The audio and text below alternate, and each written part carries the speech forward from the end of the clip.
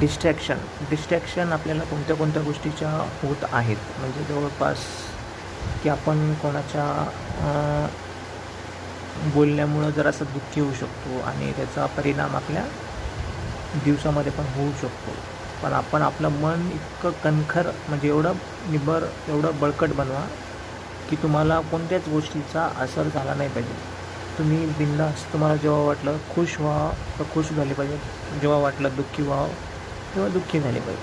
तुमचं मन असं न्यूट्रल असलं पाहिजे. म्हणजे जेव्हा दुःखाचा प्रसंग असेल तिथं तुम्हाला दुःखी होणंच आहे आणि समजा जिथं गरज नाही आहे, जिथं काहीही गरज नाही आणि विनाकारण तुम्हाला जर चिडून तुमची मेंटॅलिटी खराब करायची नसेल तर अशा जागी तुम्ही मेंटॅलिटी खराब करू नका. बस हे स्वतःसाठी मी सांगतो आहे. बस माझ्या स्वतःसाठी आहे, लक्षात राहील माझ्या.